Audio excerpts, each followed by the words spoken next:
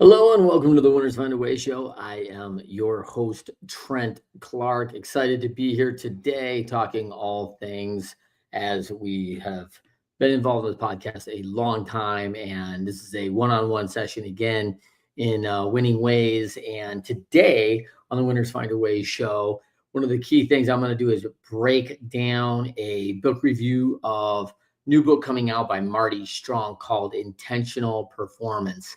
I love this idea, love the concept that Marty's been working on.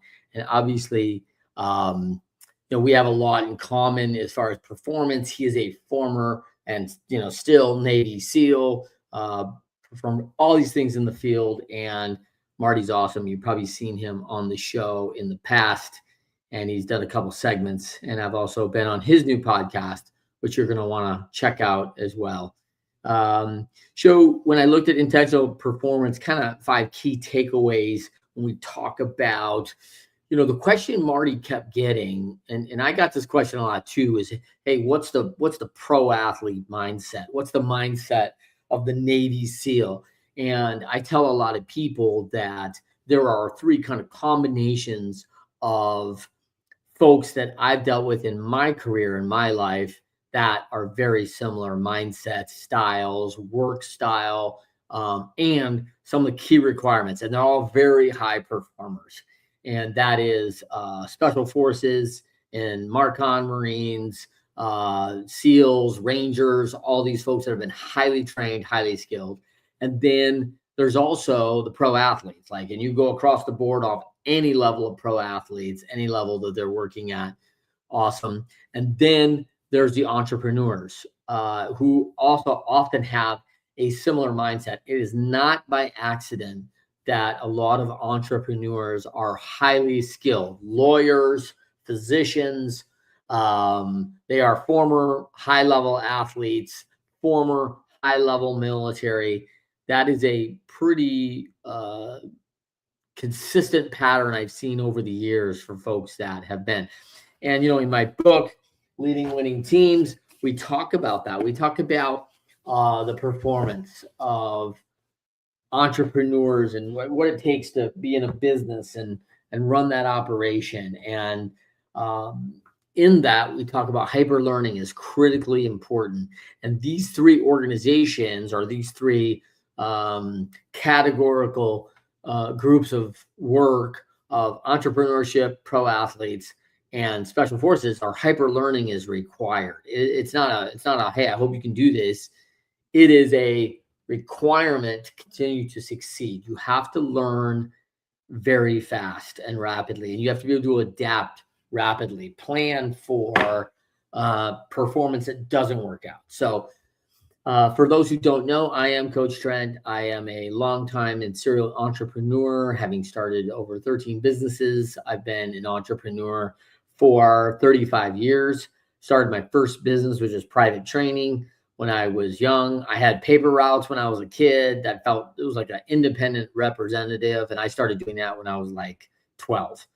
And so that was my first dive into business. And then, of course, now I have spoken over 17 countries, been working in over 40, and I am a 5-star speaker all over the world talking about elite performance, winning teams, and of course, mentorship, which I have an affinity for. Most people know I spent over 12 plus seasons in professional baseball, and I coached in 3 World Series, 2 with the Cleveland Indians and 1 with the Los Angeles Angels. And so, I also coached with Coach Nick Saban as a football coach here domestically in the United States. Coach Saban has had tons of success, and his position on process might be some of the best. And so when we talk about entrepreneurs, when we talk about process, entrepreneurship and athletics cross over because everybody wants winning teams. They want to have these teams that work cohesively and work well together. And then when you think of the ultimate team, here's the ultimate team in special forces. They've got to go, and they call them teams, right? Like, hey, Team SEAL 6, they're coming in and they're doing this. And they work together very closely. They have to know each other well. They have to know their responsibilities. Excuse me. And they have to be very aligned with that. So Marty has written tons of books, both nonfiction and fiction.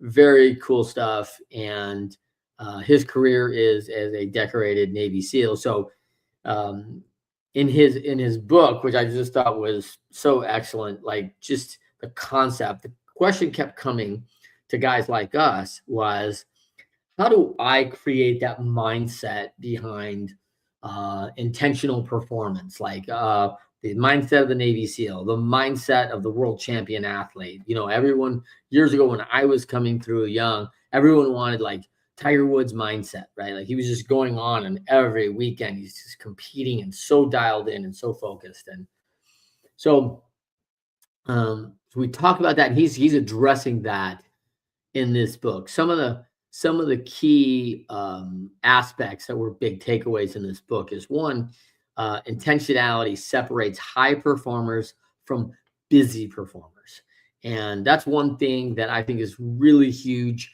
We talk a lot about this in Bloom Growth. I coach a lot of companies into growth and development, and here's our playbook. Our playbook for Bloom Growth is Flourish. How does a coach get you and your organization winning and building championship organizations? And if you haven't picked up Flourish, that is a 2-hour read. I highly encourage you to pick it up, one. And then after you pick it up, feel free to ping me. I'm happy to go through your notes with you on what's the two big things that your organization is struggling with and what's your two superpowers, why you have a business, why your customers call you. These should be identified inside of your organization and will be determined inside that book. You'll see it pretty clearly. So one of the things in Bloom is busy performers are also often not actually productive performers, but people think they're productive because they're busy. So if you've ever had someone in your office or in your organization who's always running, always 5 minutes behind, and man, their calendar is so full and they've always got to get to this and always got to get to that, always got a cell phone up to their ear, making things happen, but the results aren't coming in. And there's a disconnect between this busyness and the actual results. And I think that's one of the challenges. So intentionality is separating high performers. Couple talking points: activity alone does not create meaningful results. And I think everyone goes, oh man, take action. Yes, that's good, but there's that ready, fire, aim concept. Taking action that's not intentional. You can shoot at all sorts of stuff, but you're not going to hit the target unless you actually take aim on what that target is. So elite performers decide what matters before they decide what to do. Elite performers decide what matters before they decide what to do. That's a huge point.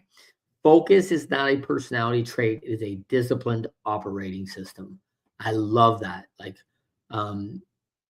I think a lot of people think focus is a personality trait. Like, oh, wow, that person really is disciplined. They really lock in on their focus. And it's that this is a discipline that you can create, that people can get. We have these morning routines, start getting, 21, 22 days, make a habit.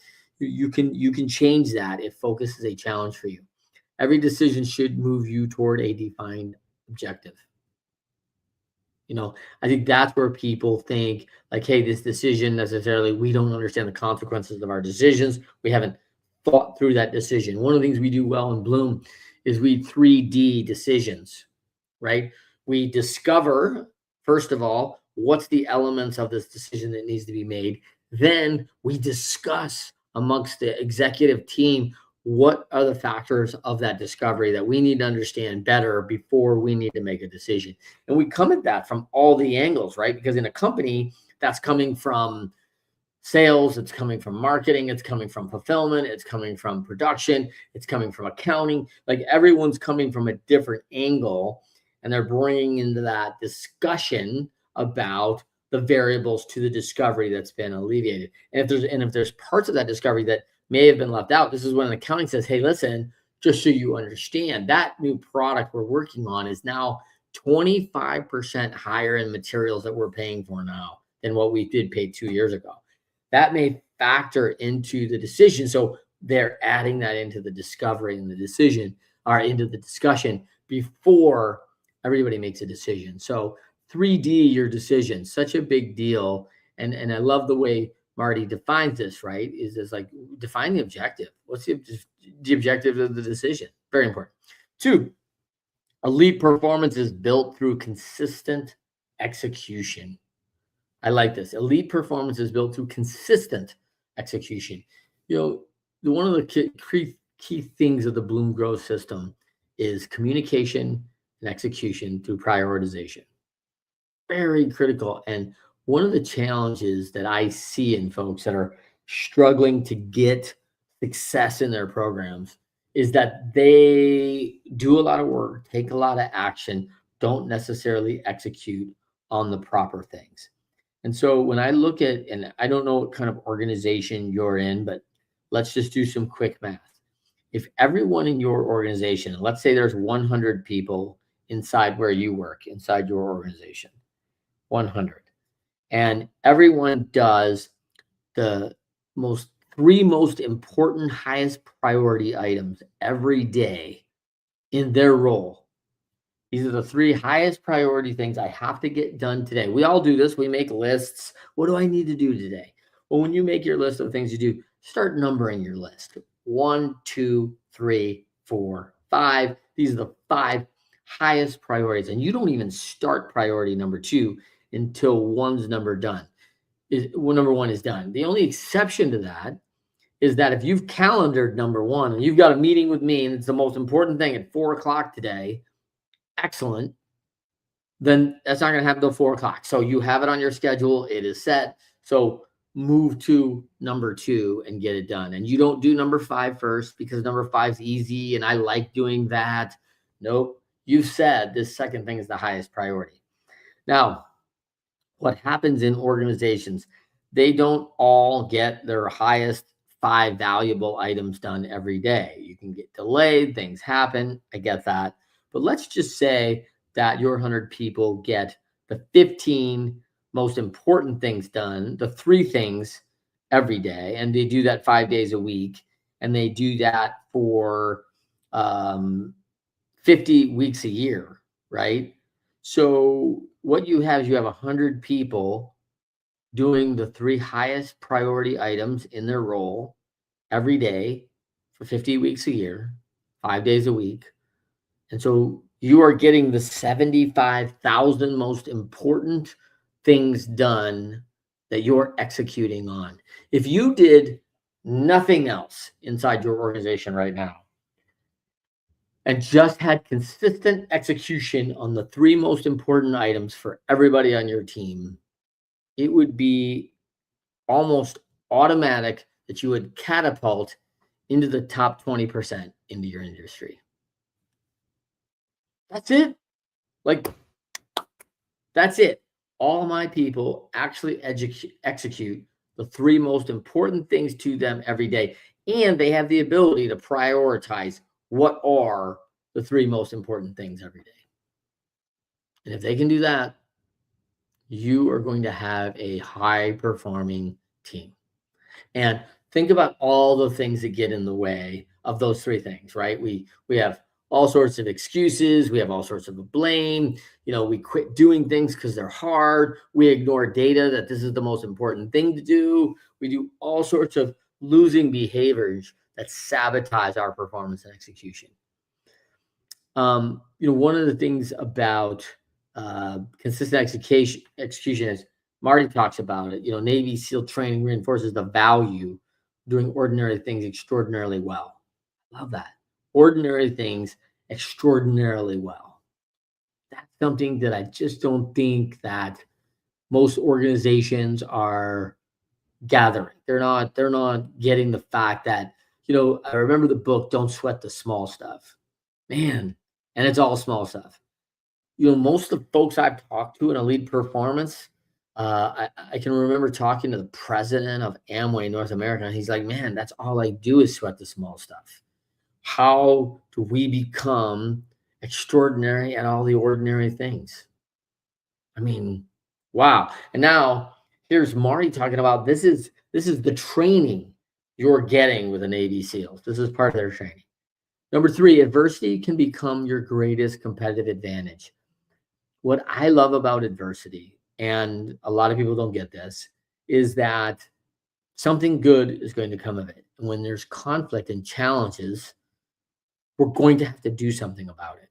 So, one of the things that sometimes my clients freak out a little bit that when we're sitting with a room of 6 elite performers on their executive team, and they're all clearly stressed in this moment that an adversarial event has happened and it's not very good for them right now, and it's probably outed something in their organization they're not doing well, something that they're struggling with.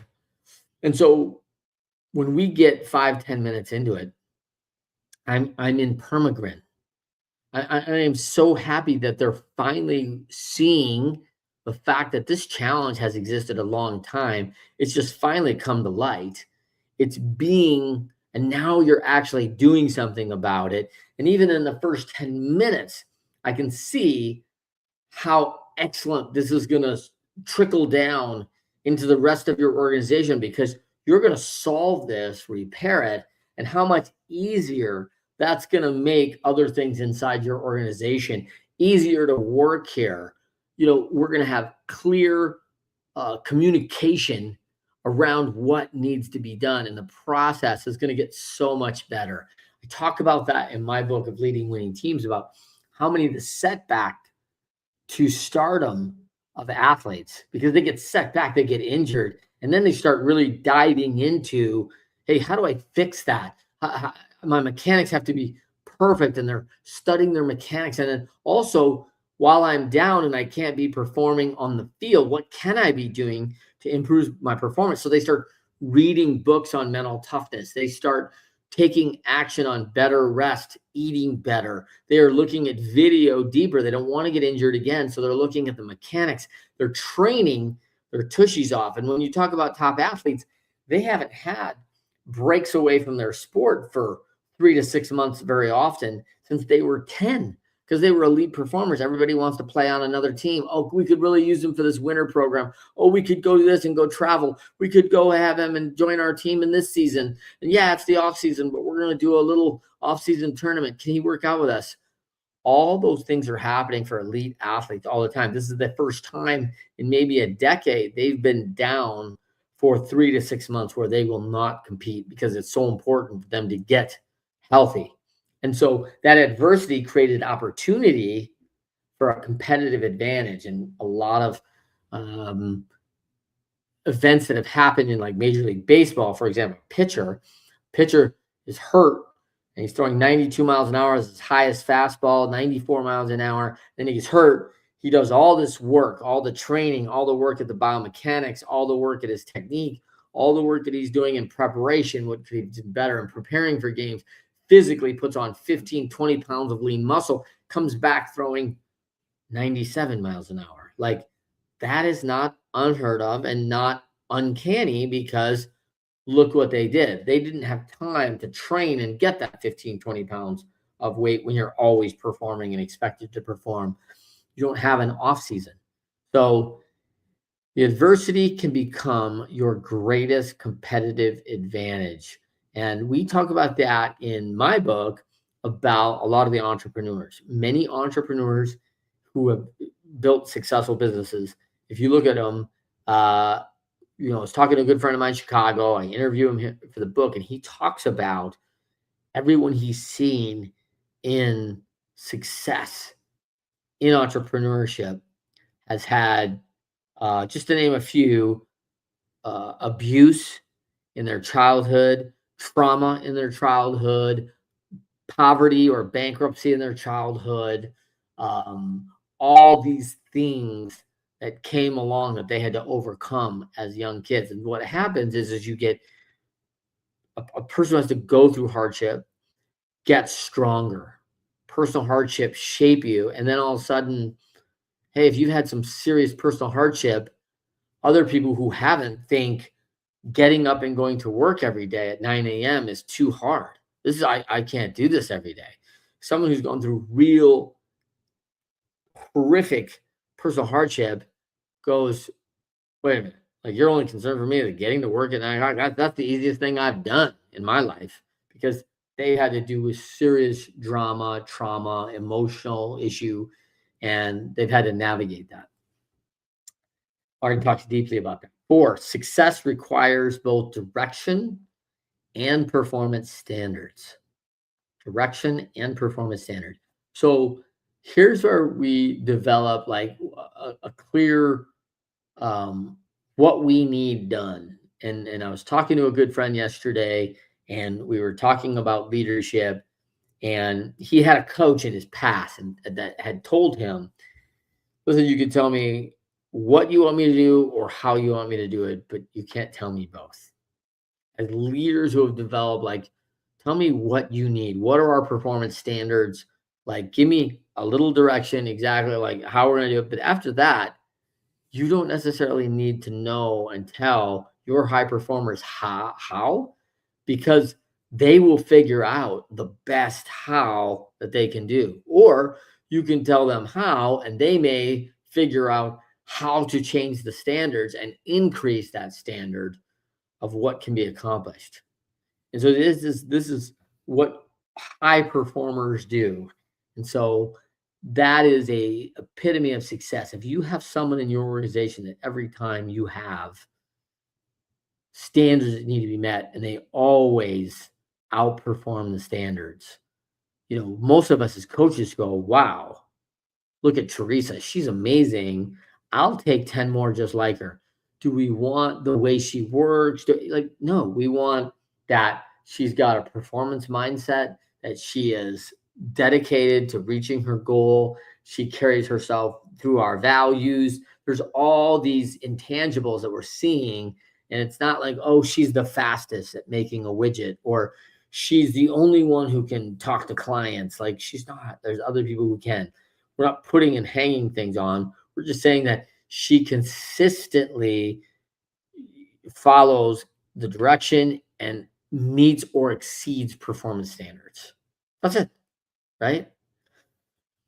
Leadership, and the fifth point, leadership begins with personal accountability. And a lot of shows I've done, a lot of interviews I've been on shows, and everyone tells me, what is that number one thing you've seen out of the top performers in the world?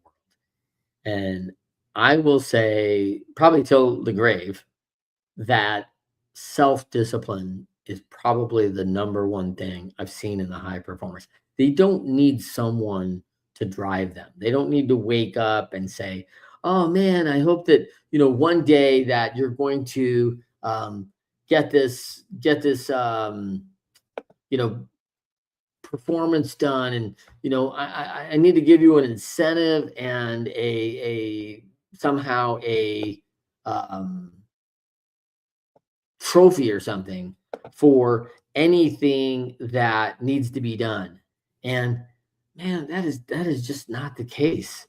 Like, people who understand what the direction is and they understand what the performance standards are, self-disciplined performers, the high performers, don't need you to tell them, you know, how to do it. They don't need you giving them coaching instructions every 3 minutes. They don't need you give them a slap on the tush or the back every 5 minutes. Way to go, way to go, way to go. They consider that an interruption for what they're trying to get done. And so understand that, man, personal accountability, they know what it means. I often think about one of the things we talk about when we hire folks is the internal locus of control, which means that folks who believe they have control over what is going to happen. It's not happening to them. Something happened, and then they can decide how they're going to react, what they're going to do about it, whether they can eliminate that from happening again. They think they have some control over anything that happens because I get to control me. I get to control my mindset, my vision, my choices. One of the things that's really hard right now is a lot of athletes are under fire. Currently, the World Cup is on, right? It's amazing. And players miss penalty kicks. And man, these countries are just, how can you miss that huge goal from only, 15 meters away, right? Like how is it possible that you could miss that whole goal? Like, and until you've done it, and the world is watching with millions of people on TV and everything else. The social media and out and I don't know if outlashing. I don't know if that's a word.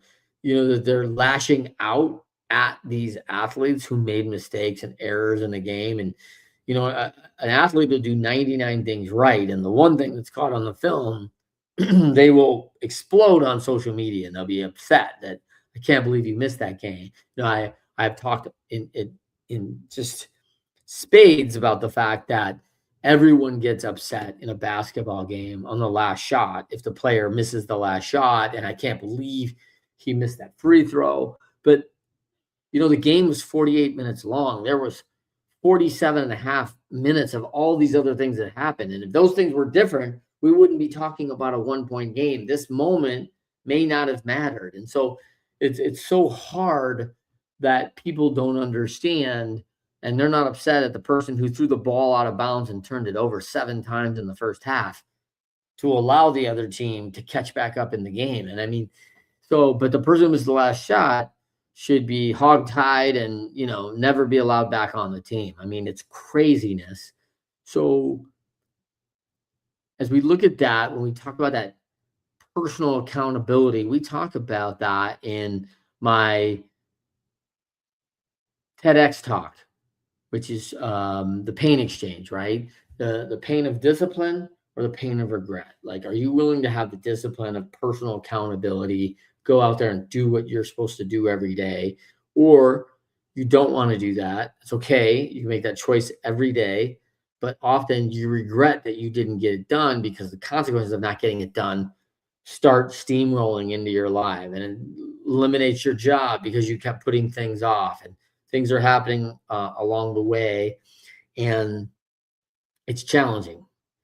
And so when we talk about personal accountability and self-discipline, man, it's when you have someone on your team, and you'll know who they are because they don't ever make excuses. They don't do it. Like and Marty says it about personal ownership eliminates excuses. He says that in his book. I love that. But what Marty has done, he's taken something that many elite performers struggle to explain and made it practical for every leader. Rather than simply telling readers to work harder, he reveals the mental framework behind sustained excellence. His experience as a Navy SEAL provides the credibility, but what makes his work compelling is his ability to translate those lessons into principles that business leaders, entrepreneurs, coaches, everyday professionals can immediately apply. That's the difference, right? Because when we read books, we don't want to just be like, oh, hey, that's great. You want to actually take and extract the things that you learn from the book, be able to apply them. That's what the book is for. That's what the value you're going to get out of it. It's awesome that you've read and received the knowledge. Now, how do you put that knowledge into practicality? What impressed me most is the emphasis of intentional execution over constant activity. I think that's the one that really impressed me. In a world filled with distractions, Marty reminds us that success just isn't about doing more. It's about doing what matters with unwavering focus and discipline.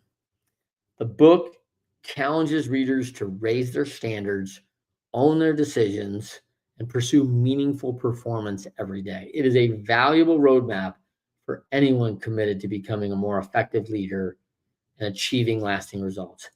And by the way, effective leaders achieving lasting results, those are winning teams. Those always have winning teams. Effective leaders achieve lasting results. That's what happens. So can't wait for this to come out, man. Intentional Performance by Marty Strong. And I hope you enjoy just hearing a little perspective today on some of those high-level performers in industries that are continuing to provide a path forward. And they're very challenging. Those are very challenging. They are all those areas are not for the faint at heart, right? This is why only 3.5% of all, businesses in North America, generate $1 million in revenue. It's rare air. So many few athletes actually are ever drafted into their league, let alone play in the top professional league of the pros, and why very few, many are called into the military, many are called for elite performance, few are chosen. Man, I mean, if you've ever watched any of the discoveries on the SEAL and the SEALs training regimen about what goes into becoming a SEAL, I highly encourage you that. Typical class of 125 to 150, and 12 members make it through. I mean, it's just a very low number of success over that. And there's lots of reasons for it. You'll watch it. Injury, mindset, mentality, all sorts of things can come into play. But man, it's just not for the faint at heart. So you've now heard a little bit about what some of these key attributes are from these elite performers. And I hope you will take a little bit of this today and apply. If you again, you want to see the book, Get Flourish, pick it up. You can get with me, book a 15-minute meeting. I'm happy to review your results right there on my Calendly. Get a 15-minute meeting. I would really enjoy sitting down with you and talking shop. So until next time, I thank you for joining me. I am Trent Clark, author of Leading Winning Teams, published by Wiley. And I highly recommend the Flourish book, Bloom Growth System of how you build a championship organization. And that is the playbook. If you're an entrepreneur, this is the playbook that a coach with a software that will back up will take you to a whole nother level and help you get the freedom you've been so desiring by having that sustainable championship team. And as Marty Strong puts it, the achieving sustainable results. Big deal. Big deal. For everybody, I am Trent Clark. Winners Find a Way show every Thursday, 10 a.m. Eastern, 7 a.m. Pacific on my LinkedIn Live, my Facebook Live, and our Leadershipity YouTube channel. And then the podcast drops every Friday morning. You can check out the wisdom of the individual sessions, check out the interviews of the top 1% performers. And like us, share us, all the good stuff. I can't wait to see you next time. Until next time, winners, find a way.